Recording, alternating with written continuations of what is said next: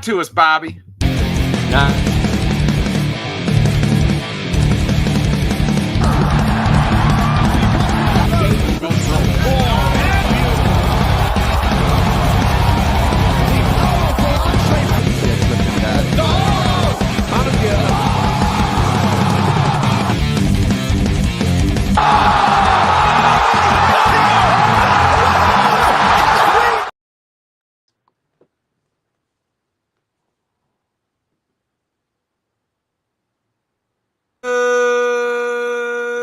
Good evening, fight fans. Welcome to another great episode of Headkicks and Haymakers. I'm your boy Bodkins, and of course with me is Mr. Bobby Blunts. Bobby, we got a jam-packed show tonight.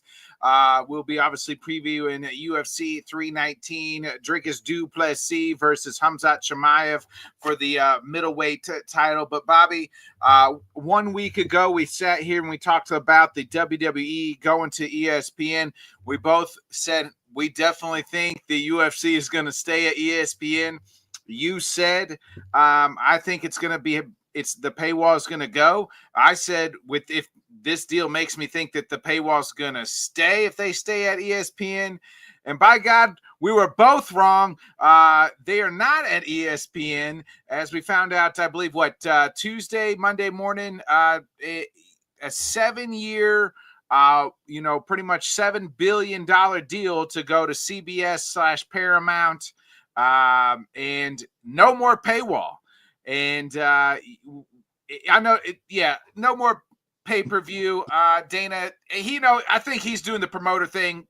I don't think they're going to have a paywall. And it's going to be a lot less cheaper to be a UFC fan, at least for the first year under this Paramount deal. Your thoughts on what all this means? I've sat with it a few days, and I really don't even still know what the hell it means. Definitely, I thought the writing was on the wall for them to go back to ESPN with, the deal that was announced with WWE going to ESPN. But then again, at the same time, you saw how the Paramount deal came into play, and it really seemed like it all came into play the last 48 hours. And, they gave the UFC 7.7 billion reasons to go with them. And last week, I kind of, the speculation behind maybe getting away from the pay-per-view model is, are they going to be given such a huge chunk of the coin where they don't really have to worry about any of those guarantees or anything? And that was the number, was 1.1 billion with a B a year.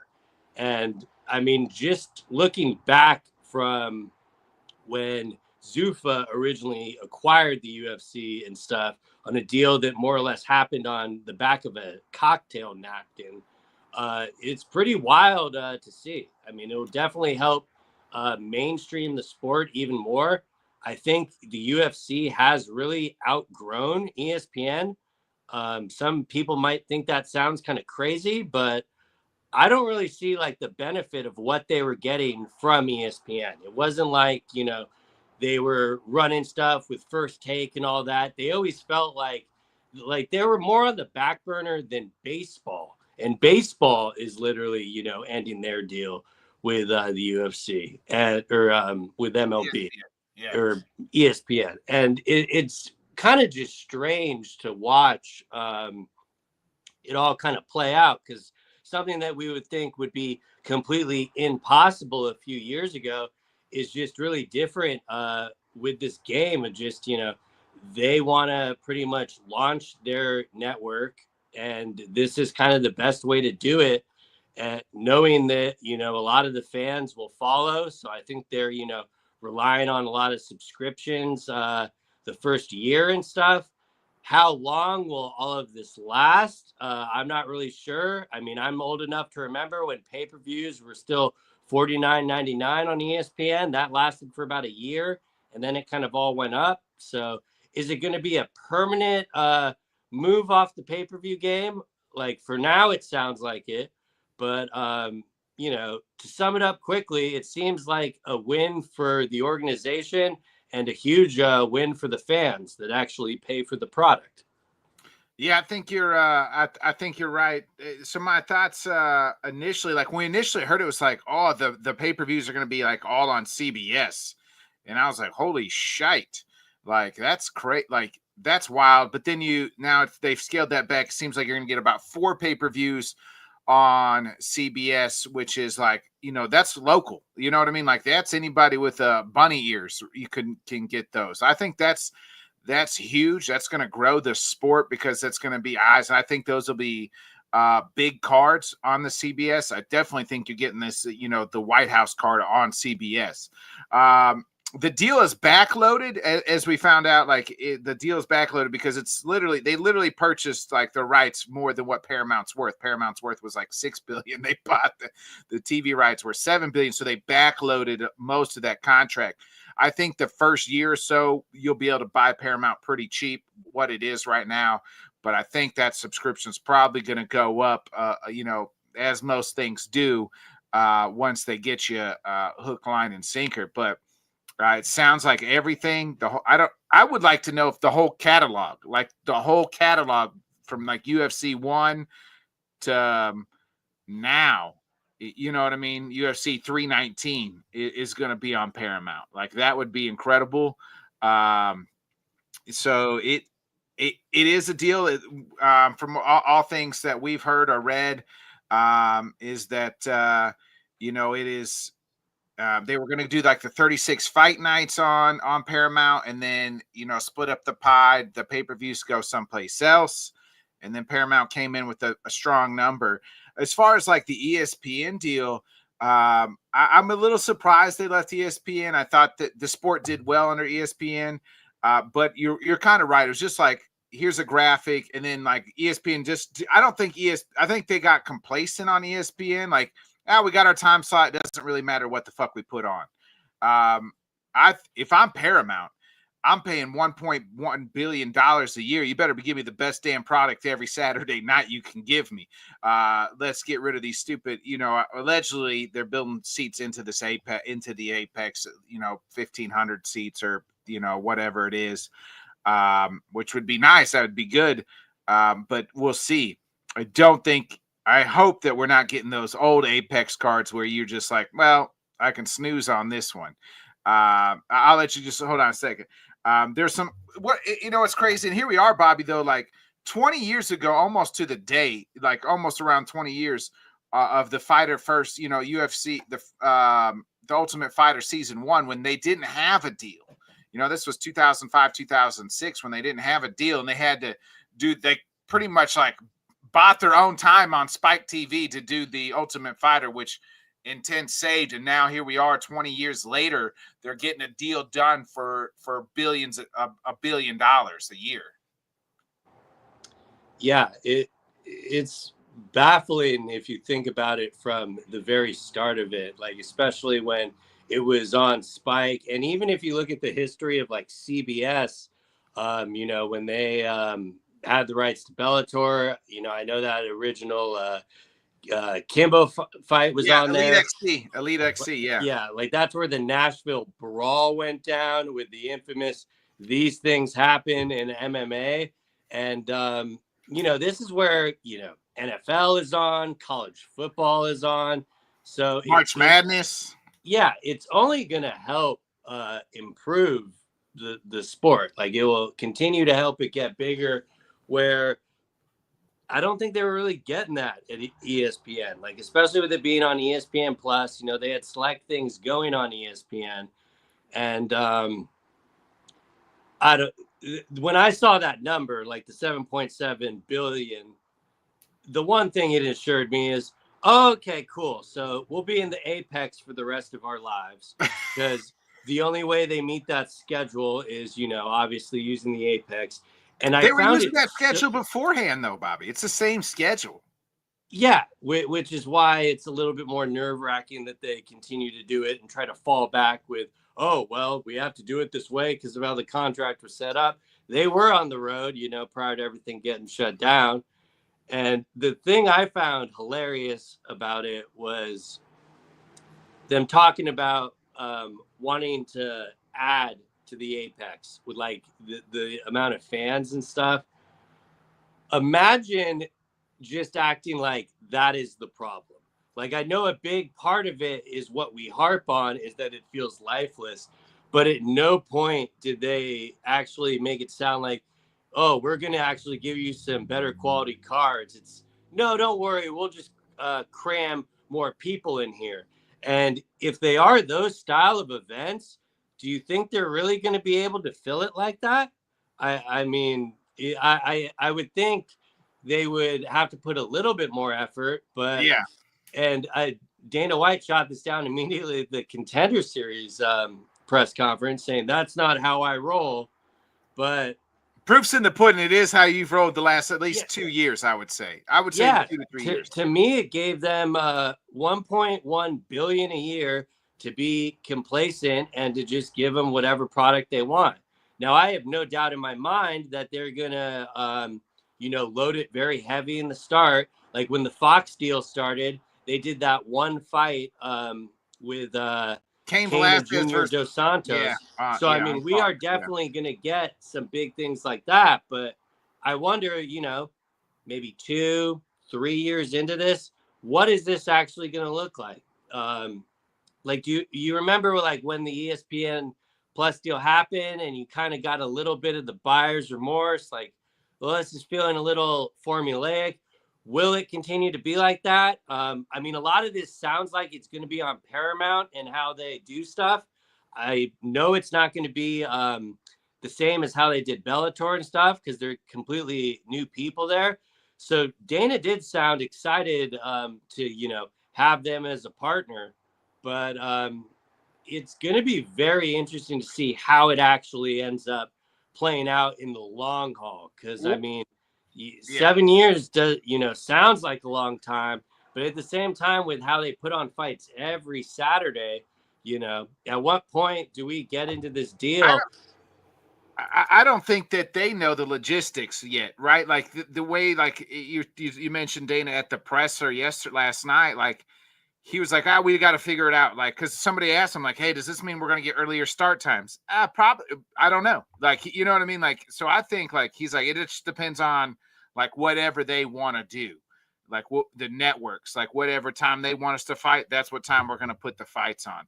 So maybe we're going to get a little earlier. I know you don't have to worry about it, but us, Central Time Zone, Eastern Time Zone, and the folks across the pond, we could use an hour or two early starter time. Yeah, or are we going to keep, putting on these events in China at 3 a.m. my time? Yeah, I think that's 6 a.m. I'm excited for that one. I'll get up and eat breakfast and watch the fights. Yeah, and I could look at it very similar to how, like if you compare it to NFL, you got your morning games, you got your afternoon games, you got your evening games. They have those painful. Just start drinking earlier, brother.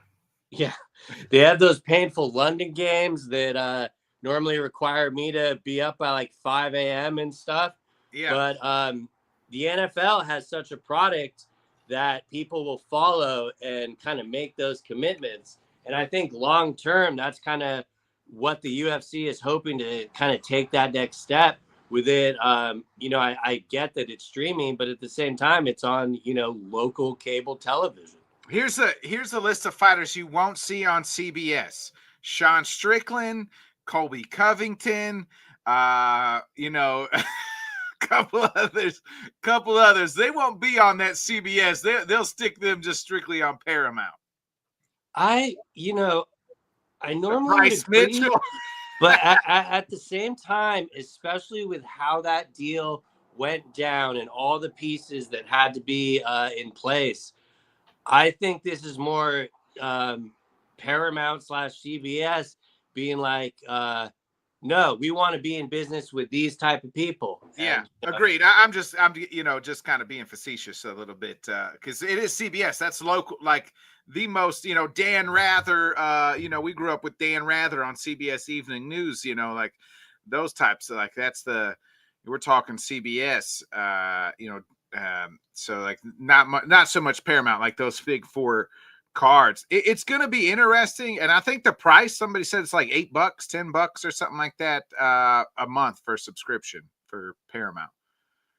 Yeah, and that will help get a lot. There are a lot of people that can't wait to cancel their ESPN Plus and stuff. I am a little concerned that what if ESPN Plus retains Contender Series, and I know Tough won't get you to stick around, but I mean, if they retain Contender Series, it might be kind of genius on ESPN's part, because those hardcore people that want to watch those type of stuff with new talent coming into the thing, that might be enough to keep them around, especially if they're talking about expanding Contender Series. So the one thing I noticed with when they were talking about the WWE deal is it seemed like the reason ESPN wanted to be married to them is they truly don't have an off season. Like, No. I know that the UFC technically doesn't as well, but there are, times where it's a lot more lackluster and stuff like that, to where the WWE kind of has creative control to be able to, meet these demands that ESPN might have for content. Well, and you're getting the PLEs, right? They're PLEs, and that's what I guess. I guess that's what UFC will call them. The numbered cards, PLEs instead of pay-per-views, maybe. They're just, and those are once a month, and those are always their best, like card, I guess, or you know what I mean. Matches are supposed to be the storylines and everything else. So yeah, the only hesitation I have with it is when the WWE moved to PLE, just in my opinion, massive decline from the paper. It no longer felt special like that. Like, yeah, you had the WrestleMania and SummerSlam, but they did a lot better job at making me want to watch the product. I think so. I'll say this. I think the 4 pay-per-views, the 4 big ones for WWE have always been huge. I think it got watered down a little bit, for a while, with like having all these weird, pay-per-views like once a month, instead of, they probably should just do every other month to build the storylines. But it's like every month they have a PLE, and I think that's where it gets watered down. And those PLEs, like, I think the last year or two they've been pretty good, but like there's been some, like it was like Great Balls or whatever, Hot Balls, and there's like all these other weird ass pay-per-views, Vengeance or something, have just all been Backlash or whatever it is, have all been just kind of mediocre, and not the greatest. Yeah, well, just I mean, I'm kind of more comparing it like to the 90s, where you couldn't miss those events. Yeah. Oh, of course. And now it's to the point where, yeah, I don't really feel like watching this, but I can tune in to SummerSlam and WrestleMania and still be, tapped in. And I really just hope that isn't kind of what happens to the UFC and going to Paramount, because it's kind of already felt that way. Like, ever since we knew the rights deal was coming up, the last year or two, it really felt like it was on autopilot, aside from Dana getting excited about 300. And then the Noche thing was just more of a logistic thing than actually a good card. So, but like you said, they're going to get the teams together and figure everything out. And I have no doubt that it could be better. I'm just hoping that it does not feel like stale in the long run. Yeah. I think you're right, and we're gonna pour one out here just for the pay-per-views, because it's been a little something. I mean, that's the times like, when we first started watching the UFC, it's like guys got together at somebody's house, you chipped in, especially early, right before the streaming days. Everybody chip in, pay $10, $20, or $10, $5 to get together, watch the fights, or you go out to the bars and watch the fights, wherever it may be. watching those pay-per-views then. And then streaming, obviously you start streaming it and things like that. And now you don't have to worry about none of it. So the pay-per-views always seem special, like, right, it's time to get together, with the gang and the crew. And now you're not going to do any of that. I mean, you can, but it just won't be that special about it, Yeah, and that's like part of the reason that, like, I don't want to say like the pay-per-view aspect of it is dying, but there's so many cards I can count on a hand. It's like, oh, well, there's a number next to it, so we know it's a pay-per-view. But then you're looking at it, and, like, to be clear, I am not referring to this like fucking weekend at all. Like, I mean, you can look at last week on that. Terrific. Yeah. But all the other, it's like, ugh, like, yeah. I got to pay $80 for this. As the price goes up and the product it seemed to have been going down the last year or two, and the pay-per-view buys. Now, Dana did say too, like, we are going to get, the fighter. He didn't really say he got to figure out the pay-per-view points, but did say bonuses will be going up immensely. So that, I think that's huge for the fighters, obviously. You can still fight on. Hey, Bobby, you can still fight on this 12-12 deal, but you get a knockout, baby. We might be giving you $100K. I mean, the bonuses for like the longest time have been kind of the same as where they were, and he said, "Oh, well, every time we make a new deal, fighter pay always goes up." And yeah, sure, that makes sense, but just imagine, like, if this was actually unionized. Oh yeah. Like the fact that it's $7.7 billion completely in their pocket, and it will be interesting. The fighters get a zero if they wanted to, 0% of that. Unlike the NBA, NFL, where the players get a certain percentage of the TV money. Yeah, and, like, especially we know how managers are very, close with the UFC because, they represent multiple fighters and stuff. And it definitely might be time to, like, be able to do a manager check and at least get a little bit of an idea. And I'm sure they're going to deal with all this stuff in tiers. But, I won't be pessimistic on it until we actually see it happen. But, my point of view, they could increase it quite a bit and it still wouldn't be enough because they're still always getting a smaller piece of the pie. Yeah. So, what up, Whit? What up, yeah. Whit? We were just kind of wrapping up. Hold on. Singh here, and we'll get to the 319 talk here in just a second. But Singh here said Hamzat versus DDP predictions. Hamzat via majority decision. Hamzat wins 10-8 in round 1. Round 2 is close. DDP wins 3 and 4. Close round 5. Hamzat gets majority decision. That's Singh's prediction. So we'll see.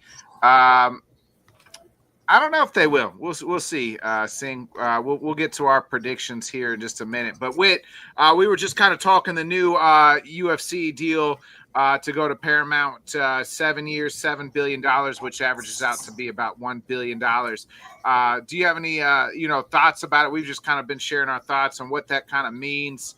And do you have any thoughts on the deal? Yeah, bro. First of all, it's always great to be back hanging with the gang, man. Miss the guys. Straight up, like this is what I was kind of alluding to before I took my little hiatus. The new thought process, Turkey Al-Sheikh has been kind of kicking to not just the promoters of the fight game, but of course Dana White, who's going to be working with him on the new project.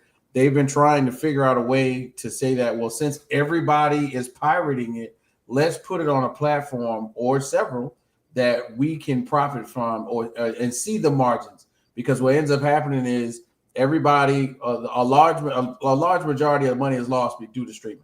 But if I'm not mistaken, you can't really pirate a platform like Paramount Live. Okay, but the point would be, it makes it more convenient instead of still stealing it, right?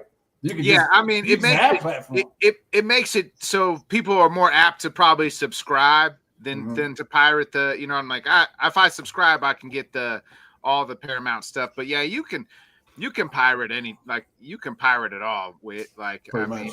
Yeah. I mean, in my mind though, like, to think about it, like if there's a link in the internet, you can get that shit somehow. But see, what I was going to say is think about all the people that watch something as popular as the show Yellowstone, right? Yeah, exactly. If you watch Yellowstone, you can now watch UFC. I don't see a reason why I just might as well not just go ahead and get it. 1947. I watched that like a week or two ago because I was home with the kids. I watched 1887, one of those Yellowstone shows, and I was like, I'm stuck. I might as well keep Paramount. And then pow, here we go, right in the kisser. I get UFC eventually. Now I'm wondering if they're going to transpose the like the library that ESPN. That's what I said. I said I would like to. I would like. It would be interesting if they get from UFC 1 all the way to the last UFC, the pay-per-view of the year, and like the full library is there. That's a lot. I mean, especially if you add fight. I don't know if they'll add fight nights in that. That would be cool too, because there's been some killer ass fight nights that we've seen throughout. And contender series, maybe. The contender series separate deal. Separate deal. Oh, yeah, they have not found a TV rights for contender series. Are tough or slap if you're interested. Oh no, not slap. I think they're using the slap pretty much. Whoever takes contender series, you got to take slap too. Buy my slap, please. Dana's out there. Please buy the slap. Please buy it. Please. Yeah. But interesting. Yeah, I'm right there with you. We kind of you're hitting the same things that we kind of said. But I want to move to UFC 319. But before we talk about 319, it is interesting. It is the middleweight title on the line. Dricus du Plessis versus Khamzat Chimaev. But we now have a new contender at the middleweight, and that is none other than Fluffy Hernandez, who absolutely dominated Roman Dolidze on Saturday night. And here we are. They're flying. Fluffy said they are flying him to Chicago. I firmly don't believe Fluffy is next. I believe the winner of Caio versus Imanov is next. But for some odd reason, I mean, Fluffy has now entered into the title picture here, Bobby. Your thoughts on Fluffy's big win and this guy being a legit title contender?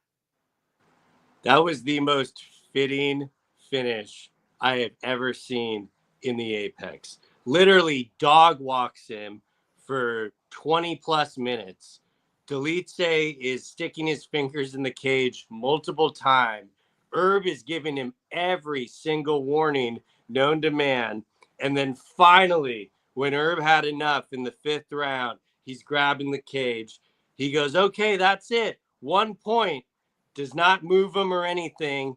And Fluffy just takes his neck and chokes him out. Like, I can't think of a more fitting finish after literally 50-45ing him the entire fight. I know a lot of people have said it, but I'm going to say it again. He looks like Cain Velasquez with the cardio.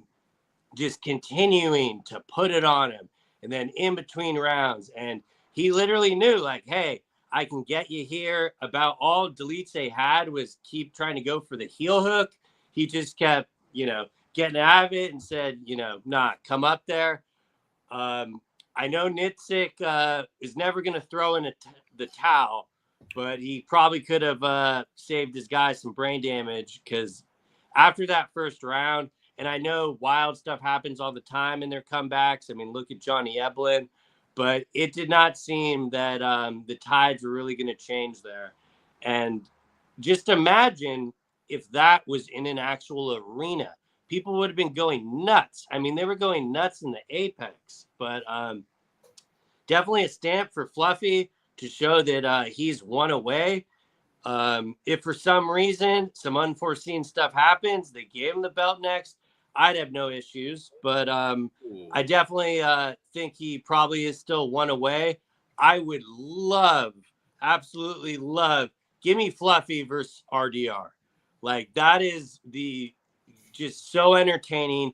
Two contenders, they've looked great. You're not sure what's going to happen. A lot similar to the main event this weekend. Give me some exciting shit like that for his next fight. Wait, your thoughts on Mr. Fluffy? Yeah, man, Mr. Fluffy himself. First of all, man, just like my guy Bob said, bro, it's really good to see Fluffy come out with a win like that. Like we all say this as people who take in the fights, like the names that you have on your resume that you defeated in tough times and tough situations. Yeah, he's won like 12 in a row or something. Like he's on a nice streak. Right, he's on a nice streak, but now he's got another name on there to go. Okay, not only did I win, but I finished him. Yeah,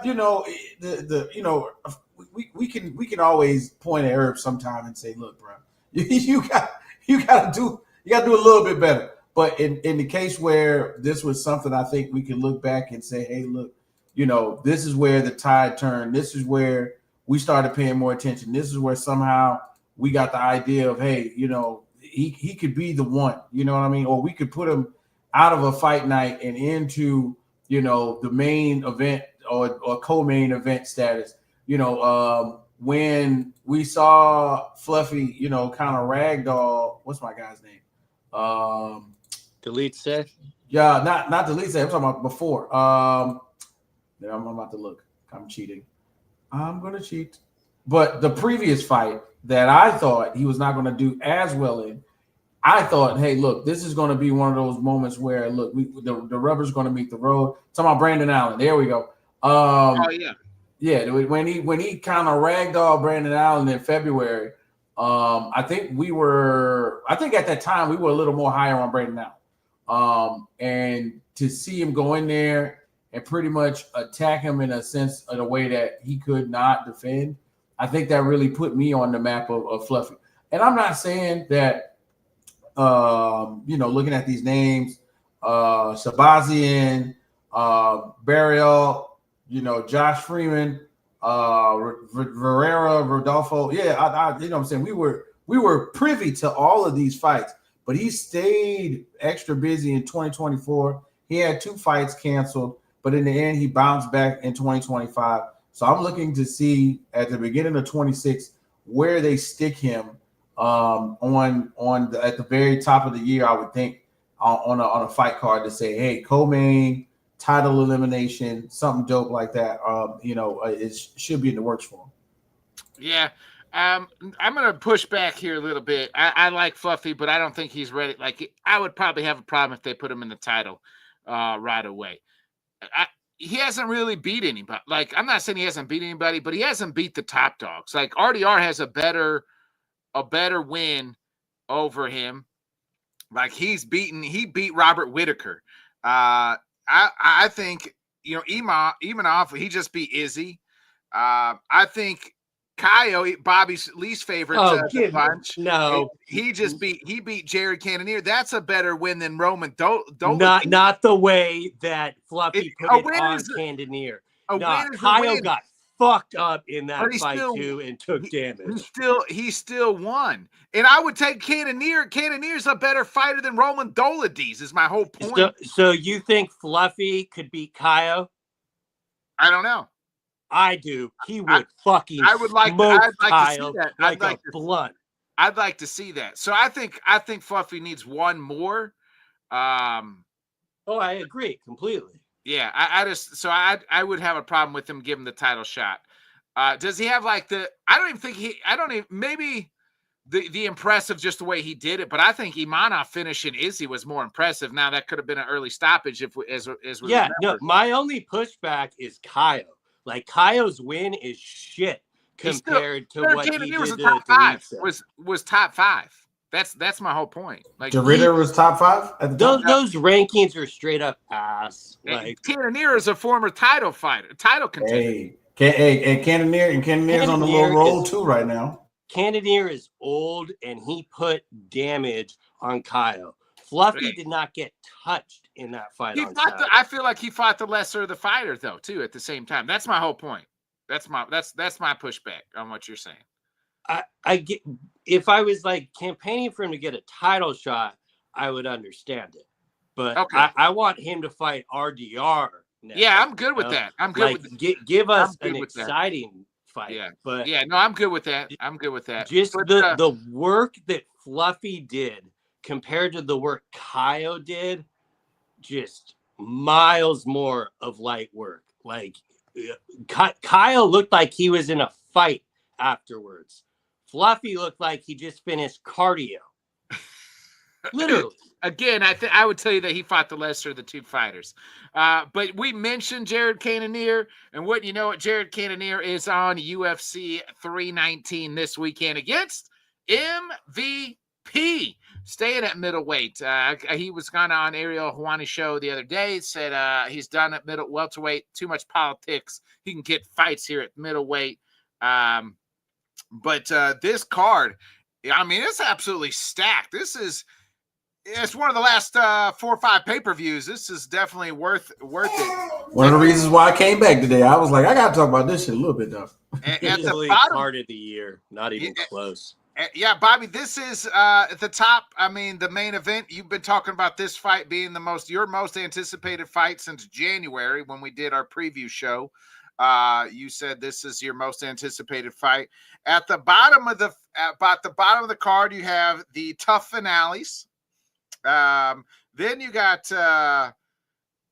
Brian Battle versus Nursultan Ruzabov. That's at middleweight. Brian Battle going up to middleweight. That's a dog fight. Edson Barbosa making his return to lightweight against Drakkar Klose. You got Chase Hooper going up against another elderly statesman and Alexander Hernandez. Then you got I feel like Jessica Andrade is on every other card, but she's on this one as well. And on the Forever Game, Lupe Gomez. You got Gerald Mearshak. They let Gerald Mearshak out of the Apex. Like I never thought that would happen. You got Bobby King Green versus Diego Ferreira. On the prelims. If this was any other pay-per-view, they'd have him on the main card. That just shows how stacked this motherfucker is. That's the prelims, and we'll get into the main card. Whit, I'm going to start with you. What fight out of the prelims are you looking at like, hey, that's the one I want to tune into?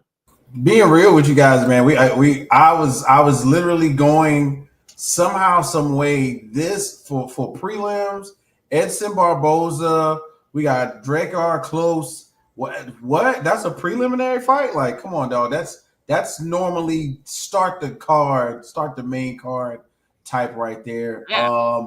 For me, I really got my eyes on is Chase Hooper and Alexander Hernandez. Now, Chase Hooper, of course, the young stud looks like a little run here.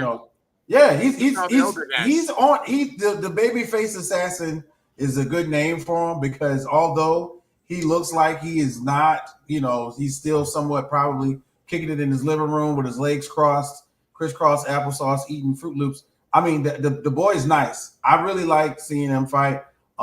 It was crazy kind of seeing him go, just like you said, going up against another elder statesman when he did, what was that, Miller? We did Jim Miller. His last two opponents have been Jim Miller and Clay Guida. Yeah, look at that.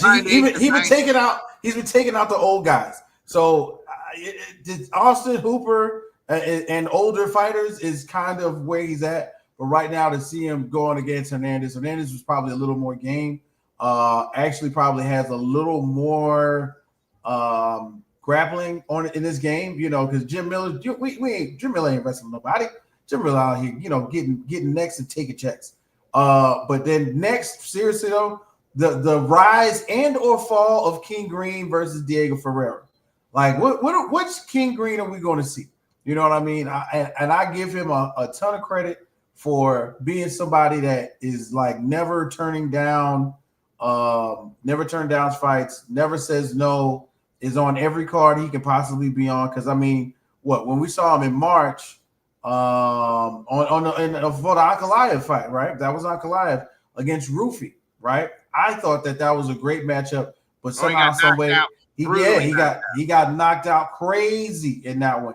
And that's not the first time, we've seen King Green be caught in a position that he was unprepared for. So for I'm going to me, answer I your want to see question. him come We're going back. to see the same King Green we always see, and that's live by the shield, die by the shield. Hey, but that makes for good. That makes for great fights, in my opinion. He's one of those guys. You put him on the card. Kevin Holland, King Green. We got him in the same box right now. You pull him out. We expecting to see some magic, whether the magic is happening to him or through him. I want to see King Green. Bobby, what about you? What's a prelim that you're looking at here? One that I don't even know if it's confirmed yet. Last night on the Contender Series, a dude that's in Chimaev's camp and that's trained with him, he won pretty much. He stopped a guy with a teep kick to the chest. Yeah. And they were saying they were going to get him a fight, and apparently they already have. So yeah, I was reading that, but I don't know if it's confirmed. I've seen the flyers on that too. Yeah. The reason I see it like possibly happening is it's just so much like Chimaev's story when he came into the UFC. It'd be like a perfect little nugget to, throw on there. And, it probably would be something where he could probably even showcase and do the turnaround. But I challenge you to find the bad fight on this card. Like I was in the space last night with Rob watching Contender, and we were just like going through the whole thing, and it just I will be locked in from both those tough fights in the very beginning really showed out, and that's like a kind of cool way to start it off, and then from there they fully just drop you in. It's going to be I don't think there's one fight on the prelims I would really put over the others just because of how well it's been built. Yeah, it is stacked from top to bottom. The prelims, again, I'm right there with you guys. It's pretty stacked.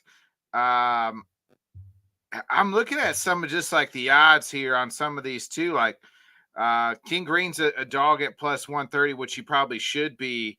But how about Edwin Barbosa is a favorite here at minus 150. So the old man Barbosa moving back to lightweight. So that'll be interesting. It makes me feel so old that he's on the prelims. Right. It's just been that long. Right. Let's get into the main card here. It opens up with Kai Asakura making his second fight here in the UFC. Remember, his first fight was the title fight way back in November, so it's been a while since we've seen him. But he makes his return against Tim Elliott. Tim Elliott's the last time out. He did get a win against Summer Marjay. He's actually 3-2 in his last 5. And Kai Asakura trying to kind of show that he belongs here. After losing that title fight in his first fight, they threw him to the wolf. That is Pantoja. But now he's got Tim Elliott. Kai Asakura's the heavy favorite here at minus 330 with Tim Elliott, the dog. Your thoughts here on these two ranked flyweights opening up the card? Yeah, man. Hold on, buddy. Yes. My whole thought right here is let's get it on. You know what I mean? Tim Elliott out here, looking good, feeling good, but of course, somehow, some way, this Asakura guy is not here to play with him. I really feel like this is how you start off a card, right? Really with some fire, with some funk. Both guys, made for not just to stand in, but have a ground game attached to it. Asakura came in, and of course he took a loss, kind of, sort of in a grand fashion, but in a sense, I would have wanted him to maybe I would have wanted him to do anything else before he fought Pantoja in prime Pantoja fashion. You know what I mean? And this is kind of where I would have wanted to see him, like, maybe start his UFC career at, with a guy like Tim Elliott. For me, this is one where it could go either way. It's somewhat of a pick 'em in my mind, but Tim's not coming to play. I think we've seen the best of Asakura in other promotions, so the tape is pretty much heavy on him right now. But that Alexis Torres, not Alexis Torres. What is this one? Summer. Yeah, this one, the last one. Summer Marjay. Yeah, that one. Okay, that was a good win. But then, of course, the Chimaev loss a few years ago. Now that was, I think I got a chance to watch that one in particular. We've seen the best and the worst of Tim Elliott in these past few years, and I want to know, is his best years behind him or not? This is a great way to kind of put it all on the table for Uncle Dana to gauge whether he's still there, whether he's still the same Tim, and maybe to gauge, hey, look, did we spend this money on Asakura for nothing, or is it worth it? So, are we picking him, or are we just talking right now? We picking him? No, pick him. All right. So if I gotta put some money on it, and I hate to feel this way, but I'm going against the grain, bro. I'm going with Asakura on this. I don't think Asakura's the favorite, heavy favorite. Right, and that's what I'm saying. I'm going in my mind against the grain. Is I would rather rock with Tim Elliott. Oh, okay.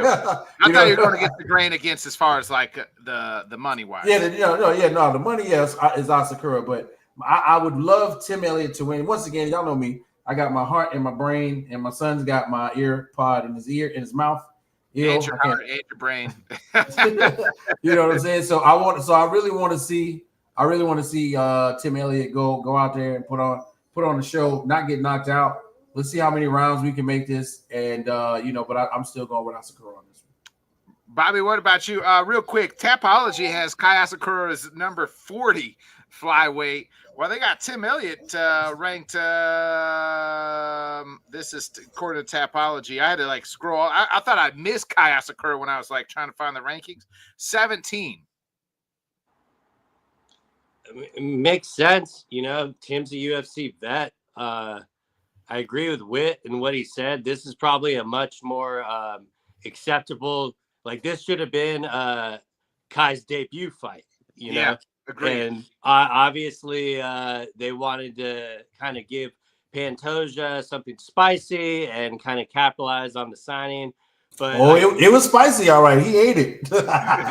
Yeah, but I mean, definitely, I think, like Witt said, this is a much better way for the UFC to kind of see what they got and stuff.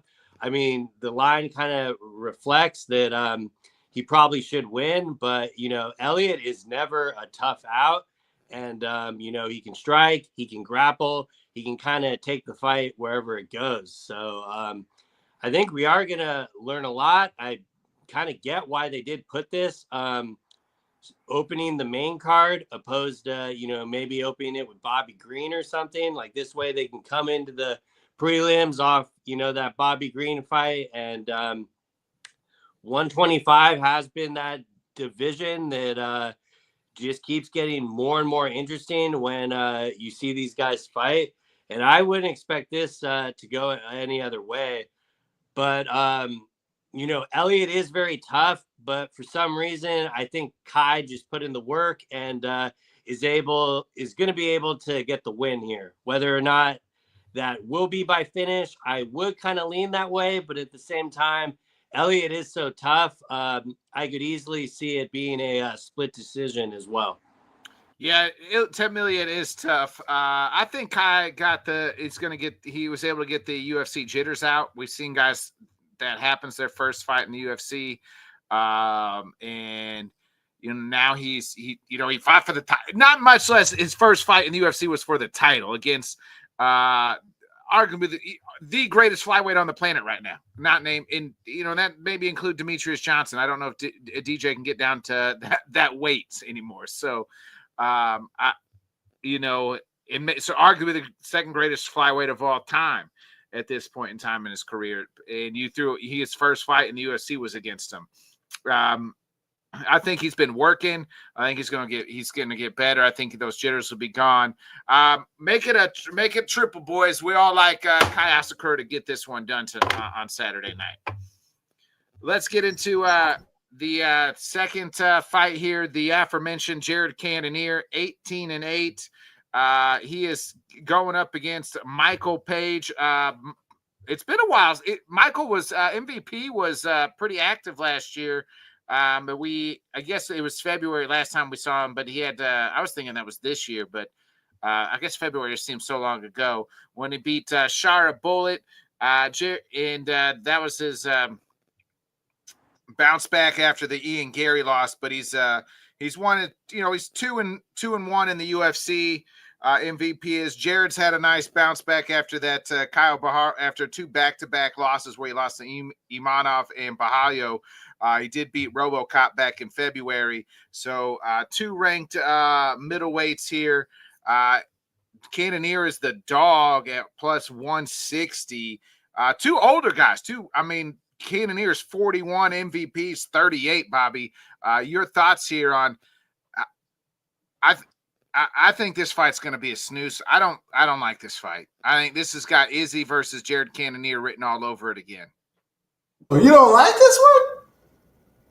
I don't like it. Okay. Bobby, you go first, bro. I'm definitely going to enjoy it. I think it's a snooze fest. I think it's Izzy versus Cannonier all over again. Mm-hmm. Yeah, MVP definitely has the speed, and I think that's why you're a little bit reluctant to enjoy this, because it's like, well, will he be able to hit him? Will Cannonier be able to wrestle? I kind of get it, but at the same time, whenever you seem to overlook Cannonier, he shows up. I mean, he really took damage early in the RoboCop fight and then turned around from that and was able to get that win. So he's definitely a tough guy to really count out, but especially knowing how those 2 Izzy fights went and kind of the struggling that he had with the timing and stuff, and especially with it being 3 rounds, I'll probably have to lean Venom Page here just because I think he will be faster. But I do think this will be entertaining. Now, granted, I'm sick and I watch the Apex every weekend, so you might want to ask someone else on their entertainment factor, but I do think it has the right placement on this card, and it does belong on the main card there. So I'm just glad it's 5. It's 3 rounds and not 5 rounds. So that's the only thing I could be a pleasure for. Well, the reason I think I'm excited to see it is mainly because I think Venom Page will take less damage than Kyle Baharo took in the fight. So, I kind of got a metric here just to see, how good MVP looks, or, maybe he's going to struggle. So, I got a little bit of extra one to chew on for enjoyment for this one. This is a big jump at the middleweight for MVP from fighting Shara Bullet to Cannonier. Tapology's got MVP at 33, and I believe Cannonier was, let me scroll all the way back up here, number 10 on Tapology. Your thoughts here? Me and Bobby seem to be kind of split. Bobby, who are you picking? You picking MVP? Yeah, I think easy 30-27. Whit? I love Bobby. He's been my boy for a long time, but I gotta tell you, this is one of those where we're gonna disagree, bro. I think you're wrong.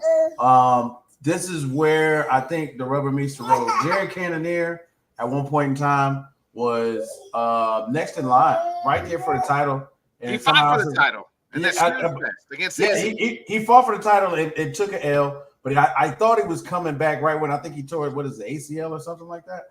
I thought he was coming back up. So this is kind of like the rise once again for Jared Cannonier. Y'all know me, man. We was looking at MVP the entire time. I'm excited to watch him every time he gets in there. But that style, like stylistically, I don't think this is slowly moving. Whit. Yeah, I know. It's between the cat and my son. I don't know what's making it worse right now. But for me, I really, really am afraid for MVP against a guy like Jared Cannonier, who, if necessary, puts the paws on you, can take you to the ground, can do things that really aggravate a fighter, just like with the style of MVP. MVP wants to stand. He wants to point you out. He wants to get some leg kicks in. He wants to, get that really quick jab. He wants to switch stances, make it look cool. Jared Cannonier in that last fight, I think, showed us the multiple levels to his game that he's been working on, which include the takedown game and how, look, he gets those hands locked behind your kneecaps. He's taking you to the ground. He's going to pummel you. He's going to slowly but surely win on the scorecard due to having, positive position on the opponent. And I think that this is a really, it's an objective fight. What do you want to see? Do you want to see me stand up and fight, or do you want to see me win? You know what I mean? We've been doing this for a while, guys, and we've seen guys just win, which includes some of our favorite fighters. And yes, it's a snooze fest. It's boring.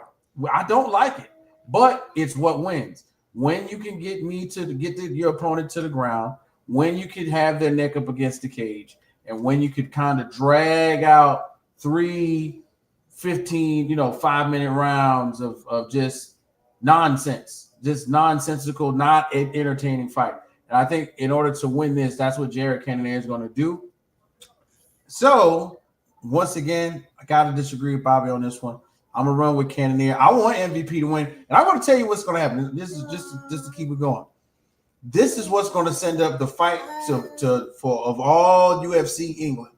We're finally going to see MVP versus Leon Edwards in 2026. I don't think so. If MVP wins this, he's not going to go back to welterweight. I think you can see MVP versus Izzy.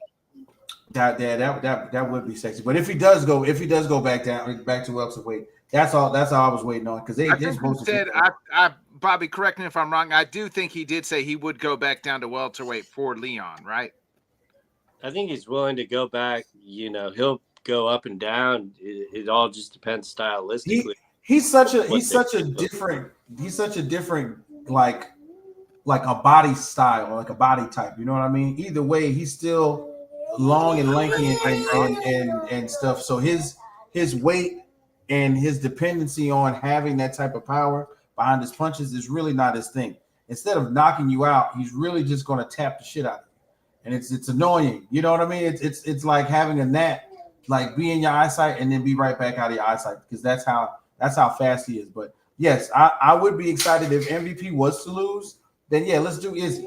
And if they really want to get a good fight night main event, let's do Leon and MVP in 2026. Yeah, I mean, we're getting there tonight. That's the reason why I'm very excited to see it, because that's kind of going to have to be Jared's game plan going in, is be able to, get a hold of him and slow down MVP's speed. And will he be able to do that is why I just find it such a intriguing matchup. I could easily see it going either way. Wake me up when the fight's over. Text me, because this fight's going to be a snooze fest.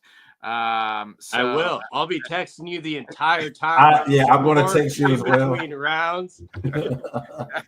I mean, please do, because I just think that this to me has got Izzy versus Jared written all over it, and I don't need to see that boring ass. That was boring then. It was boring. This is going to be boring on Saturday.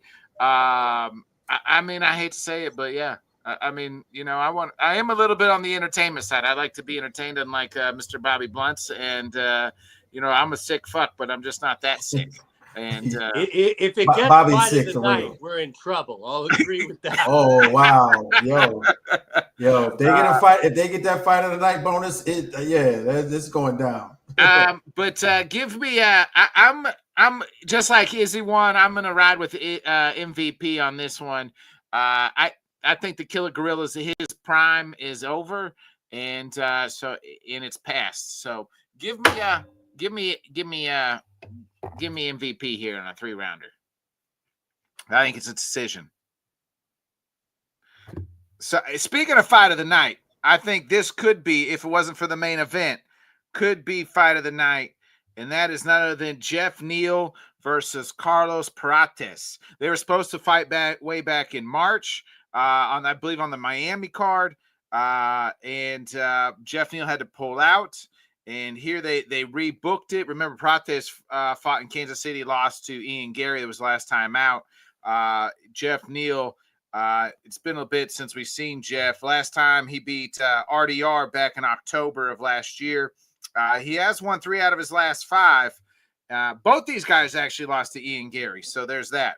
And we know Prates had won like 13 in a row up until the March card where he took on Ian. And Prates is the favorite here at minus 250 against Jeff, who is the dog at plus 200. Wait, your thoughts here on? I think this is going to be some fireworks. Yeah, man. This is why I said wake me up after the fight, after the Cannonier MVP fight, because I need to tune in, have all eyes peeled on this one. Yeah, you want to catch the intro videos and all of that for this one, probably, man. First off, y'all know me. We've done this on many occasions. We have to really inspect when the fight includes any of the fighting nerds. Bobby knows this. Nick, you know this, bro. Like we just gotta pay close attention, because it seems like every time one of them gets in the ring, the game changes for their opponent. Jeff Neal, real good, 16-6 right now, out here in the streets doing the Lord's work. I want to say Rafael Dos Anjos. I remember that one last year.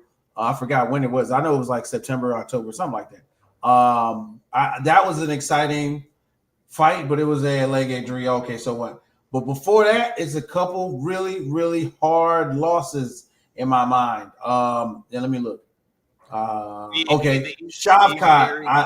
Got choked out by Shavkat. Bad. Shavkat, Ian Gary. He's taken some really tough losses to really good competition in my mind. Vincent Luque, he got him.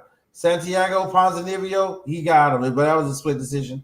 That was extremely close. He hasn't had top tier competition like this in literally just about a year's time. So I want to see what Jeff Neal does. But just like I mentioned at the very beginning of what I was saying in my soliloquy, dog, every time one of these fighting nerd cats get in that ring, the game changes. And I'm excited to see what Carlos Prates does. Last time we got a chance to see him, he did lose to Ian Gary, but I think it'll be even worse now because he lost to Ian Gary. You know what I'm saying? Like we're not going to get extremely nerdy, but we've all seen episodes of Dragon Ball Z. Once you beat Vegeta's ass, okay, I'm so sorry. Beat Vegeta's ass or Goku's ass one time and see what happens. They're going to get better. They're going to get stronger. They're going to come back. You've never not even one episode of Dragon Ball? Nope. Damn, bro. I'm sorry. Yeah, Gundam, anything? Did you watch Cartoon Network after school, bro? You didn't. Yeah, see, I used to do drugs and watch that. Anyway, that's a long story. But anyway, this is what I'm saying. I think watching Rap City The Basement with. The Basement was on, and then you got to watch the cartoons, okay? But then what would happen was literally, I think Prates is going to change up what he does in the ring based on what is best for Jeff Neal. And what's best for Jeff Neal is to figure out a way to stand and get you in an uncomfortable position where you can use that wrestling against you. And Prates may just lie and wait and try and figure out a way to get a sub in here. He's already had a couple, but it's more common for us to see Jeff Neal take a guy out rather than see it go all 3 rounds. I want to see what Prates does in this case. For me, I don't think he loses 2 in a row. I really want Jeff Neal to win, but I don't think Prates loses 2 in a row. So for me, I'm going Prates on this one. Jeff Neal, watch your neck. Simple. You know what I'm saying? Bobby, your thoughts here on a Striker's Delight and Prates and Jeff Neal? I definitely think, we're getting the fight we should have got. I made it no secret that I thought it was a little bit too big of a jump for Prates to go in there against Gary. He did have, success in the 5th round. I mean, you were there live that night. Did you think there was a chance that he was going to get it done in that 5th round? I did. He had Gary hurt, and like I thought Gary just was able to survive. I mean, at some certain points in fight, we've seen refs stop fights like that. So he had Gary down and hurt at certain time. I think that a lot of the way Prates fought that fight was because it was a 5-rounder. I think he reserved his tank. I felt like, and Ian's a pretty good fighter as far as like not putting himself in danger as well.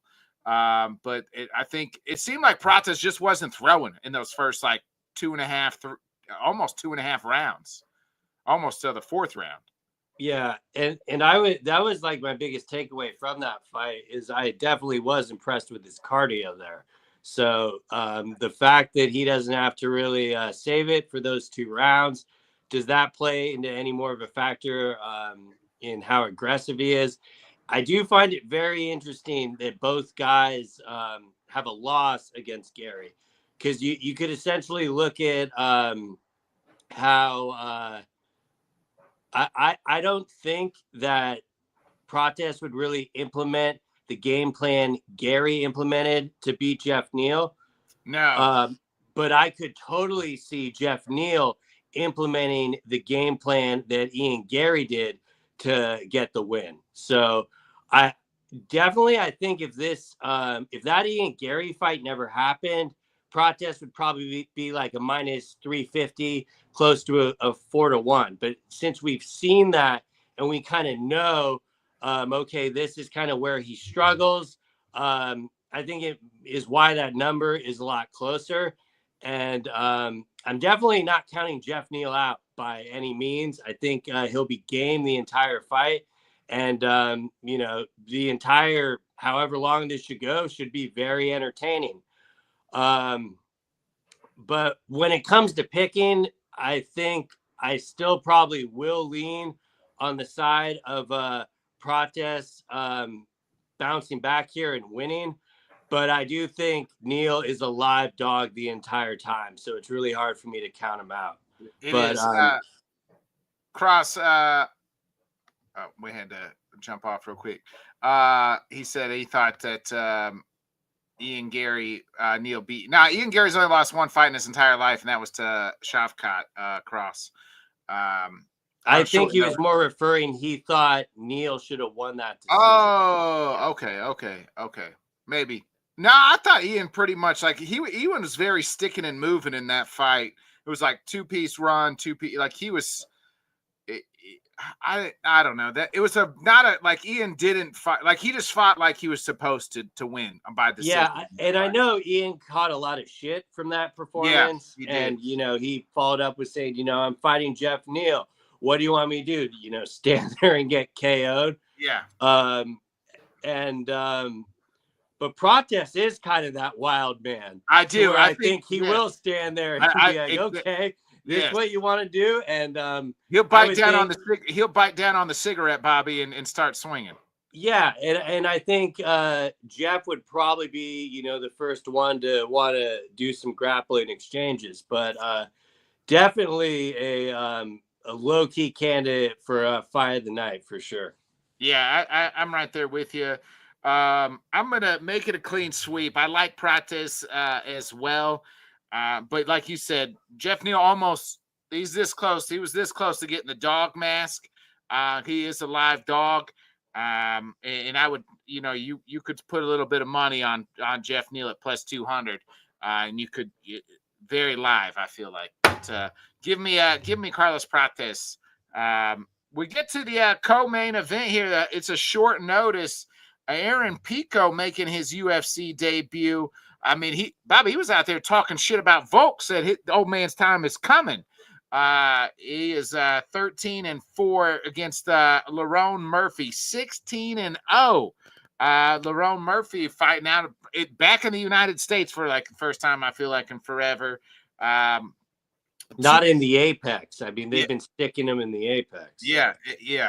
Last time we saw Lerone was back in April. He beat Josh Emmett. By unanimous decision. this fight, this has got both these guys right here, a good win here, a dominant win from either of these guys could very well. I mean, Volk needs who knows what they're doing with Mozart, could make themselves I'm a number one contender here type, especially Lerone Murphy, who's been on the run that he's been on, and Aaron Pico, he was supposed to fight Mozart, who's the number one contender. Your thoughts here on Aaron Pico making his UFC debut and against a top contender, Lerone Murphy, signing up to say, hey, I'll take the short notice fight. I mean, sometimes things work out for the better. When Pico and Mosavar fell off, I remember just holding my face and being like, why can't we have nice things? But yeah, at the same time, when the fight got originally booked, I didn't really like the fact that they were sliding Pico in right there. Not because I don't think he deserves it, but that's definitely a big bite of food. You're having him fight the number one guy. And lo and behold, the organization says no self-correction at all. We're going to give him an equally difficult fight. And I mean, I think it's kind of low-hanging fruit, but this is easily Pico's toughest opponent. That would have been the case against Mosavar, and that's definitely the case against Murphy here. On the Murphy side, I'm glad they gave him this opportunity. I mean, he had the fight against Emmett that was in the Apex, which he had a phenomenal showing, was able to, stay ahead and really take no damage and just really beat Emmett down. But, that fight wasn't going to get the same type of recognition because it was in the Apex and it just kind of felt lifeless. It was decision, and people, people are always going to shit on it. Again, it kind of much like the Ian Gary thing. It's like, what do you want him to do? Stand there and bang with Josh Emmett, who we've seen people have seizures afterwards? Yeah, and they know, from Lerone's side, he's like, okay, you're going to give me a co-main event on the biggest card of the year, but not only that, you're going to actually give me the opportunity to upset your newest toy. Because, I mean, definitely when they do these bookings, you can kind of see how the brass feels and how excited they are. And they all seem very, very high on Pico. And I think they would absolutely prefer for him to probably win. And, I don't really see Pico taking this on short notice because he was already in camp. If anything, maybe he's doing the double camp. And, I know Murphy was saying that he doesn't he can take fights on fairly short notice because he was, fairly ready. My only real issue with Lerone taking it on short notice is going to be the time zone effect. Is he going to be jet lagged at all? But, Lerone has been very good at being able to get back up after being taken down. So, I think Murphy's going to, try to fight on the outside in the beginning, but Pico is going to bring that fight to him. And, I mean, his striking is just as underrated as his grappling. So, the UFC really hit it out the park with this being the co-main event. This fight would not even need to be on the card, and the card would still be great.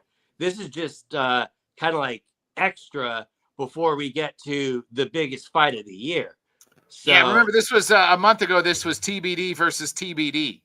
Yeah, and we were like, oh, fucking, it's gonna, they're gonna TBD us with some bullshit Paulo fight or something. The complete opposite. This fight actually matters for the kids there. I should probably earmuffs. He's got his headphones in. You can say whatever you want. Okay, wonderful. I'll still try to watch it, but so yeah, I mean, it's actually a co-main event that actually has meaning. If Lerone is able to get this win, then he absolutely has the right to be asking, for a title shot next or gain that opportunity, to where when he beat Emmett, it was falling on deaf ears. And if Pico is able to come in and beat an undefeated guy on, one of the biggest stages of them all, they'll probably, hold him at the top. My wishful thinking is they're still going to do Mosavar and Volk, and the winner of this will, get to probably be the number one contender. But at the same time, it's all about what have you done for me lately? And I could totally see the UFC just going off the winner of this and booking him against Volk. And I can't really hold it against Pico, for kind of the friendly trash talk. I think he is more responding back to Volk a little bit.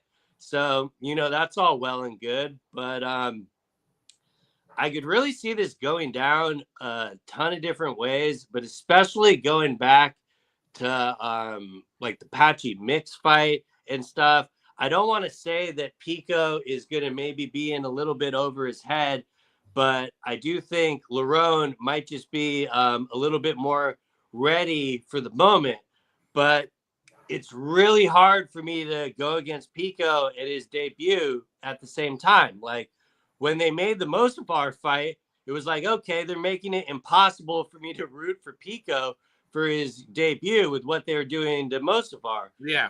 But at the same time, you kind of feel for Lerone in that same aspect. It feels like they're doing the same thing with him, trying to pull from his win streak and stuff. So I really find it a 50-50 fight. I could see if people are like, well, what are they doing, giving Pico a shot this quickly? I definitely think it's, Lerone that's going to be able to get it done. This is 3 rounds, right? Correct. Yeah. Yeah, for 3 rounds there, I'm going to lean Lerone Murphy, but I think it's going to be very close and definitely a split decision. What about you here on the co-main, Lerone Murphy versus Aaron Pico? Yeah, man. Bobby hit a lot of the key points that I'm gonna keep in mind as well. First of all, if we're looking at what I like to look at, of course, and shout out to Tapology. I went to Tapology today. Them boys got an ad as soon as you log on to the website. That's dope. So they're getting money now. But anyway, when I was looking into the numbers, man, and trying to see who likes what, it's one of those situations where, Aaron Pico, short notice, makes a lot of sense for, the numbers to be more so in Lerone Murphy's favor. Right now, out of 3,838 voters, 78% of them think that Lerone's going to win by decision. And then on the opposite end, the 22% think that Pico could win by decision. It's hard for me to go against Lerone, man, because if I'm looking at these names, and it's kind of really similar to that that Chase Hooper effect, where he's been taking out the old guard. Josh Emmett, Dan Ige, Edson Barboza.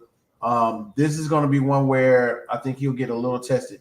If Pico, Pico's already been training, but to have a full camp getting ready for Lerone Murphy, I think this would be a little closer. I'm really thinking, that the points will matter. Pico possibly not being prepared for that scramble that we've seen, Lerone put on display before. I think that's the work that's going to that would have been needed to beat him. You would have been ready to, sprawl if necessary, be ready to take, fight off your back and get in dominant position. Right now, I think it's more in the realm of Lerone winning by points, but still being a good fight. You know what I mean? If it was a 5-round fight, I would still go with Lerone. But right now, with it being 3, I think Pico is like somewhat of a slow starter. You know what I mean? When I saw, when was that Pico's last fight that I got a chance to watch, it was more so of me going, well, is he going to do it? Is it? He's got, he's winning, he's pointing, but he's not taking control of the fight like you want to see. Corrales in February last year, I think that was one of the ones we talked about, even though it was, on that PFL Bellator joint. It's more of me thinking he needs to have just a little bit more time to gauge himself for UFC style competition. And Lerone Murphy has already faced, so even though they're older, they were the old guard. Lerone Murphy is already, prepared for the style of fighting that he needs to win a UFC fight, especially a UFC fight that everybody's eyes will be on, like UFC 319 this weekend. So for me, although I love Pico, I think he's going to be really good, coming forward, especially if something miraculously happens and, Bow, he gets a knockout or something like that, and he jumps up in the ranking at like 9-10 or something crazy. I would not be surprised. But if it goes the distance, which I'm pretty much predicting right now that it will, I'm just going to run with Lerone. And then I'm interested to see what they're going to do at the top. You got Ortega, you got Yair, you got Diego. Now I said most y'all up there. What are they going to do if Lerone wins? And I think he's going to be on an 9-fight win streak. Is it 8? Well, he's 16-0, so he's technically on a 16-0 fight. Yeah, he's beating everybody at the point. So I'd be interested to see what the UFC fight makers will do if he takes on Pico and gets the W. But right now I'm rolling with Lerone on this one, and I'm going by split decision. Yeah, the little guy says the same thing. I'm right there. I'm kind of right there with you guys. I think it's going to be a close fight. I think it was 5 rounds. I might look at Pico. I like Pico a little bit more, but the 3 rounds, I think it's going to take him a round and a half to maybe get acclimated. I think that UFC jitters is a real thing. I mean, we saw it. I mean, that Patchy mix looked like somebody just like took it over his whole body in that fight. Pitbull, same thing in his debut, right? So it's like I really think that's like a real thing. And Asakura, since we're gonna be watching them at the beginning of the card. Asakura, right? Like we've seen a lot of guys come in on their UFC debut and just not have like I mean, Mike Chandler had the best one maybe of like from the Bellator days coming over. And he's still living off that debut. He's still living. Yeah. I'm gonna hedge I like Lerone here by decision. So give me Lerone here. We get to the main event. It is none other than Dricus du Plessis versus Khamzat Chimaev, both undefeated fighters in the UFC. Dricus is 23-2. He is on he's really undefeated in the UFC, but his last loss was to a guy named Robert Solodic in KSW way back in that doesn't even tell me the year. So October 2018. So it's been a while. His last fight, we saw him fight Sean Strickland in February by unanimous decision. Before that, he beat Izzy by submission in August of last year. This will be his 3rd title defense, and we finally get it. It's Saturday night, as long as the weight cut goes okay on Friday. Not to jinx it at all, but we finally get Khamzat Chimaev in a title fight. The last time we saw him was in October last year. And here he is getting ready to fight for his first ever title at 14-0. Whit, I'm going to start with you. I'm going to let Bobby out. Then I'll go and I'll let Bobby go last since this is his fight. This has been his baby, his most anticipated fight. So Whit, I'll start with you. Your thoughts here on the main event. Every once in a while, the UFC gives us gifts, like real gifts. This is one of them. Every once in a while, you could come early with Christmas. Right. You could storybook, the boogeyman of the UFC only being able to fight in Arabic speaking countries. You got to go to Abu Dhabi. You got to go to Saudi Arabia. You got to see him in the Emirates. But now his immune system's 100%. What are we going to do? How scary is this? Somebody made sure he could get into the country with that visa. Yeah. Somebody over there is greasing a lot of palms to get him here. You know what I'm saying? And then the Dricus story. You know what I'm saying? Somebody who came, and I don't want to say he came out of nowhere to kind of to damper his storyline, but the Dricus storyline to me is one of the most interesting in a few years. And we saw it literally take place right before our eyes. We saw him get intimidated We saw him get, kind of pushed to the brink of saying things he probably shouldn't say, and still rising above that and becoming champion, beating who was, camper trailer America's favorite guy, in Sean Strickland. But right here is where the rubber meets the road. Drickus is out there in South Africa training at 15,000 feet elevation. So Chimaev got with that guy that's in California that's training catch for the Tour de France, so he can get his gas tank ready. If there's one thing we know, there will be no breaks in all 5 of these rounds. Both of these guys are going to be ready to go the entire time. I've never seen Drickus calm down. I've never seen him take his foot off the gas. I've never seen Chimaev do the same thing. This, for me, is going to be one of those where I'm hoping it does not become a stalemate of wrestling. I'm hoping it does not. But I think that both fighters will come into I think they're going to come into the octagon prepared to negate what they think is the other man's strength.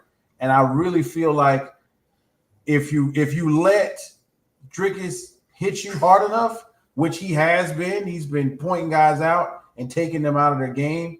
I think that's where Chimaev will go, well, he hasn't seen my wrestling, and vice versa. So I'm praying that this does not turn into okay, I got hit 2 or 3 times. I don't want him to hit me no more. Let's wrestle. For 5 rounds. You know what I mean? But I'm excited to see it. I feel like we've all waited to see where the Chimaev saga will take us. Like I said at the very beginning of my soliloquy, dog, he's been the boogeyman for a really long time. And it's just been unfortunate that between his health and travel situation, we couldn't get probably the best version of him at least a year and a half ago. But we'll take this one, goddammit. So I'm gonna run. I'm gonna stick with the South African on this one, bro. I'm not gonna lie to you. I really feel like Drickus is at a place where, although very calm, very committed, very methodical in his approach, he won't be afraid of that big boy talk that Chimaev comes in with. He won't be afraid of the storyline. He won't be afraid of what's happened before. He won't really be, shook by seeing him basically crack Robert Whittaker's jaw in like 0.2 tenths of a second. None of that will matter to him. And I think that he will take the acumen that he has gained and learned in the ring, in the UFC, to Chimaev, which we normally don't see nobody take it to Chimaev. We saw Robert Whittaker kind of do it, and we saw how that ended, but nobody normally takes it to Hamza. This is where I want to see Drickus take it to Hamza. Don't sit back there and let him attack you. Don't sit and get that and fighting on your back foot. Let me see you put him in an odd predicament where Chimaev has to fight off of his back foot or off of his back if you get dominant position. Because that wrestling, the point is the wrestling of the two of them. Somebody's got to not be able to change position. And I'm really, really thinking that, we saw Drickus do Izzy bad, in the past. We saw Drickus do, Sean bad, twice? I think. Robert bad. Yeah, you know what I'm saying? We saw him beat Robert. We saw how it looks, but this is going to be the one. Like, if he beats Hamza, this is it. I don't know what else. I don't know what else to put him. But he doesn't even have to beat him, like by unanimous decision. It could be split decision, and I'll take it. But I'm running with Drickus on this one. The belt's going back home to South Africa. Big shout outs to Cape Town. All my people out there. Nigel boy, what's going on? I see you. Shout out to you. Yeah, it's going back to Africa, folks. I'm sorry. There's a lot of so at one point, both these fighters had a lot of questions. Right? I mean, DDP is still the most awkward fighter I've ever seen in my entire life. Extremely awkward. I mean, the way he fights, even his opponents say he's a puzzle, and he hasn't been figured out. And it's the way he fights. I've become more a fan every day of DDP. The way he talks, the way he shit talks, It's like not in your face, but it's like nice slights and things like that here to fucking make me laugh. This guy has it. And then you look at Hamzat, exploded onto the scene, and then is like had question marks since. Is the gas tank there? Is it this? This is Hamzat. This is Hamzat's only second fight like against a ranked middleweight. Let's remember that. You know, he did beat Robert Whitaker pretty handedly, crushed his teeth in his face. I look at it as this though. DDP is a big middleweight, where Robert is a smaller middleweight, and Hamzat is, I think, just average middleweight. I know there's some videos, pictures where it looks like Hamzat looks bigger than DDP. Wait till Saturday. I think that'll change. Yeah, that water. I think that water is going to play a big factor when he rehydrates. I think I just don't know, man. I really this is a close fight. I think if Hamzat does not get DDP out of there in the first 2 rounds, I think it's DDP's fight. The question of does he have the gas tank to go 5 rounds is still out there. That has not been answered yet. That has been answered for DDP. I mean, he got his nose fixed and he can actually fight. I mean, remember the Derek Brunson fight? He was getting beat down in that first round, and then he comes back and wins. Darren Till, very similar. Like, they were thrown. Then he beats him. Then he fights Robert Whitaker and just smokes. I think to me, the way he beat Whitaker was more impressive than Hamzat. I know it was lesser time, but just more impressive. Then he beats Sean for the title in a close fight. Then he gets better, he chokes out Izzy. Then he gets, then he beats Sean and shows that first fight shouldn't, the fight that didn't even really need to happen, just mops the floor with Sean Strickland in all 5 rounds earlier this year. Hamzat is Hamzat. We don't still know. You know what I mean? Like, we just don't know. Could he win? Absolutely. He could go in there and just ragdoll DDP. I mean, I saw a video today. He's picking up 300-pound DC and ringing around the Rosie with him. So he can easily pick up DDP. But it's a little bit different when you got somebody trying to fight you back. With that being said, though, at plus 210, my dog on the card, and still UFC middleweight champion of the world, Dricus du Plessis, baby. I'm picking DDP every time until somebody beats him.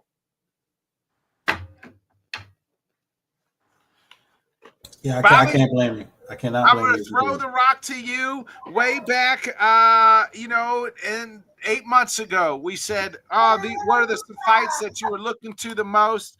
And you said the fight I'm looking to the most is not John Jones versus Tom Asamoah. It is not this fight. It is not this fight. It is, in fact, Dricus du Plessis versus Hamzat Chimaev. You circled it. You couldn't wait like a little boy on Christmas. And here on Saturday, it is your Christmas. Very rarely do I not go last.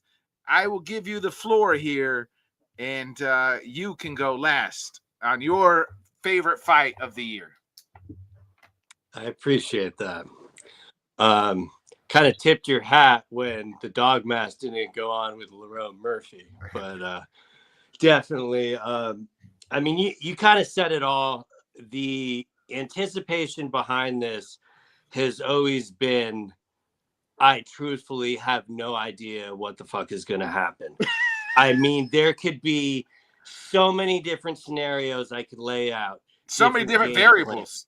Yeah. And at the end of the day, I just don't know if it's going to really mean much. Going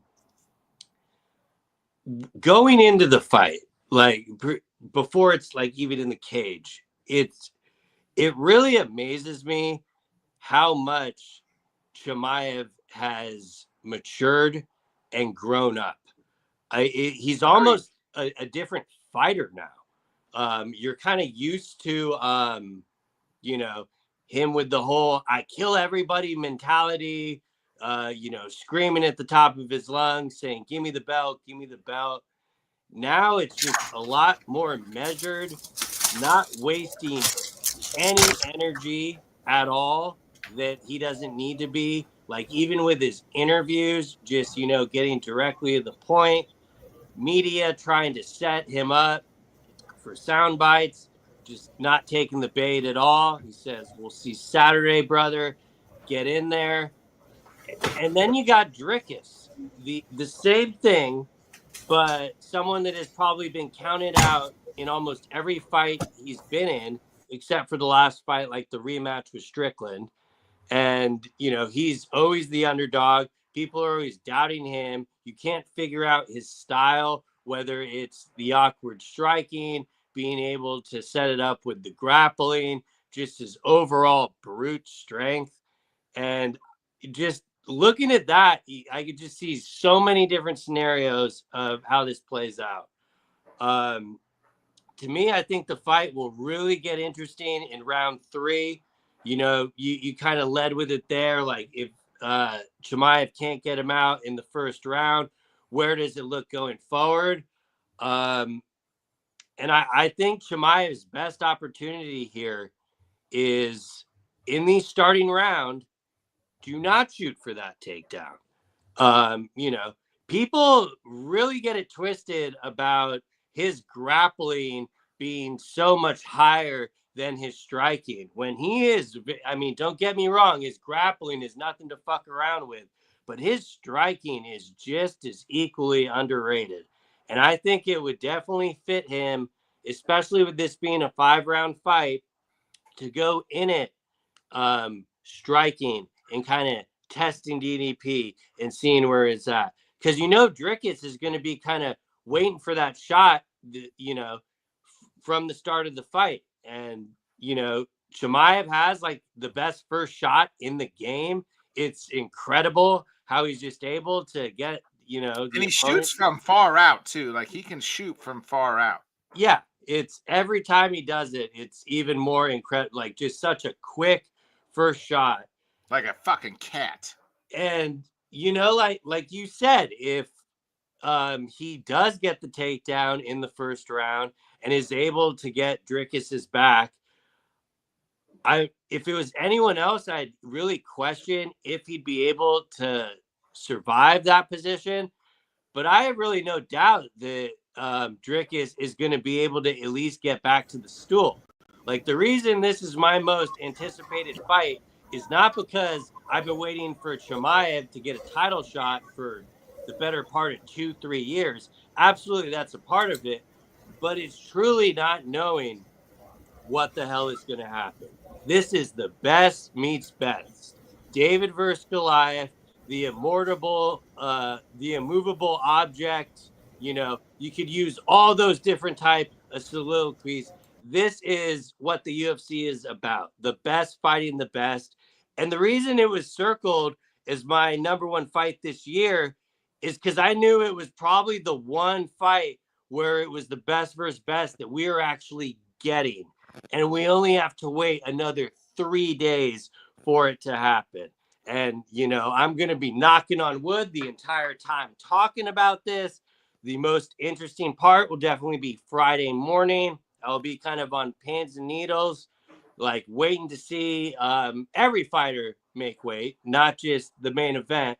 But like in my mind, I don't even care about the press conference. Like, I see people talking about like, oh, what's Drickus going to say at the press conference? I don't give a flying fuck.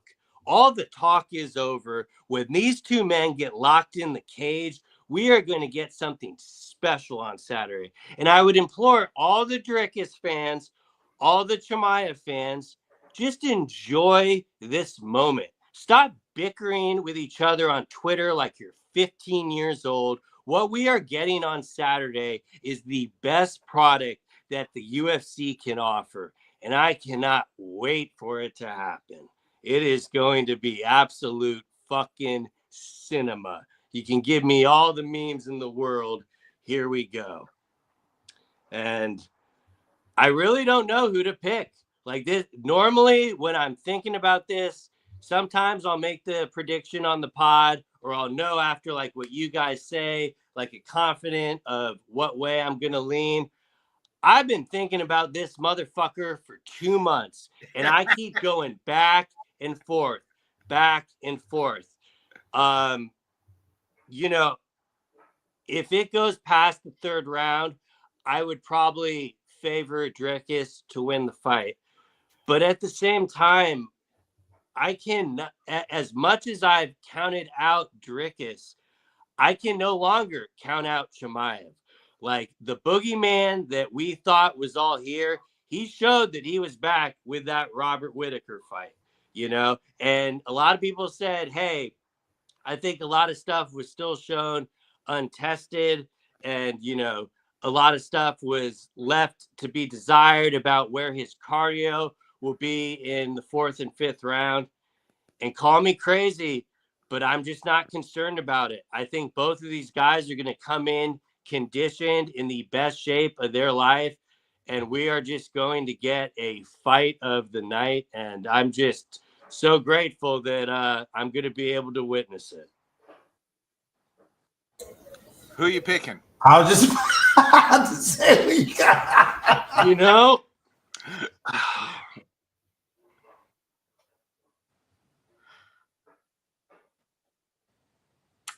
yeah, I guess I'm going to have to. And I do this with, you know, no shade to the other opponent. I think it's going to be a long, hot fight for both gentlemen, but I am going to have to go and new middleweight champion in Khamzat Chimaev. All right. So we got 2 and steals and 1 and new. wow. And the logical move would definitely be to do and still. Like I think a lot of people, not really, because Khamzat's the favorite. Yeah, and I mean, if there's one opponent that is going to beat Chimaev, it's standing in front of him on Saturday night. Like Dricus is absolutely that guy, but I don't know. There's always, you know, the better, and like if Dricus actually gets this done, I'm sorry, Chris Weidman. Yes, he surpassed you at 3, but easily number 2 best middleweight of all time. Like he has a win over Izzy. I have no problem with everyone saying like, well, he needs more title defenses. The run that he would have been on, the run that he to the title and after to get to the title and everything else has been an incredible run outside of Anderson Silva. Yeah, and if Dricus wins on Saturday, I don't know who's going to beat him. Kaya Bahario.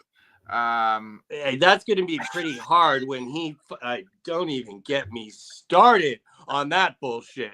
But I mean, Imavov and Dricus would be a great matchup style. RDR versus Dricus would be fun. 2 fucking big Gumbies fighting each other. Middleweight is very healthy at the top once they get Kyle out of the top 5. I think he adds a new face. And listen, hey, not to sell Kyle short. Obviously, if he can beat Imavov, he will also be in that conversation. But yeah, 1 through 6 is very healthy. The Agreed. division past that is pretty rough, and it's going to be a lot of, you know, apex main eventers. But you know, at the top, it's solid. But you've let me ramble on about this long enough. I appreciate you letting me go last, and I just can't. I'll probably change my mind 5 times before the fight happens on Saturday. Like mid fight, just switch it up on us right quick. Yeah, I mean the pick is locked in, but mentally I still don't think I've made up my mind. But we don't need a 3-hour and 30-minute show. So. I get it. Whit, before we get out of here, you got any final thoughts? Yeah, man. For like always, bro, it's always great to be back. I appreciate it. We're gonna get into the full swing of things in the month of September. Of course, in September we will be previewing one of the most highlighted spectacles in the last 2 years as we get ready to see none other than Canelo Alvarez fight Bud Crawford on Netflix of all platforms. So I'm excited, man. I was looking at this on the calendar. I was like, dang, I gotta text Botkins. I'm gonna try and get on the show. So it was perfect timing that you hit me up, Bobby. You my boy. We gotta talk about some things as we get into the next year. Hey guys, anybody doing some fantasy football? Yeah, we already got an LTS league. Okay, yeah, all right. So yeah, I got a space. You're in that league. You're in that league. I gotta hit you guys up, but yeah, I got like another space or two in the rec room 1-2 just in case y'all want to come hang. But yeah, man, I'm excited to come back September. It's fourth quarter. We're gonna be doing some big things. So I'm ready to hang with the gang. Bobby, any final thoughts before we get up out of here? I mean, you said Saturday's my Christmas. Basically, all of August is my fucking Christmas between this fight and then all the fantasy drafts. And then, yeah, it's pretty wild that we're going to get some football and then I'll casually just get to watch Canelo versus Bud on Netflix. So a lot to look forward to. And I just can't fucking wait. Let's go. Yeah. That's pretty much it. We'll be back next Wednesday, 8 o'clock Central, 9 Eastern. We'll talk all about the what happens on Saturday night. I'll be back with the LTS gang on Fall Start Thursday tomorrow night, 8 o'clock Central, right here on the network, the Bodkin Show here. We'll be covering the NFC South. So, yeah, so tune into that. Can't wait. I believe it's the South. Yep. Yeah. They did so we'll be, or maybe it's the AFC South. No, I don't know. We're one of the Souths. I can't remember. Actually, let me tell you real quick. Oh yeah, it is the NFC South. So we'll be talking the NFC South, tomorrow for the preview. And, so tune into that 8 o'clock Central, 9 Eastern right here. Other than that, folks, we'll be back for the brand new episode of Headkicks and Haymakers next Wednesday, 8 o'clock Central, 9 Eastern. For Wit, my boy Bobby Blunts, I'm Bodkins. Be a friend, tell a friend, folks. Like, subscribe, share. See you then. Thanks so much for joining us, and until next time, let's talk sport, friends. Thanks for watching.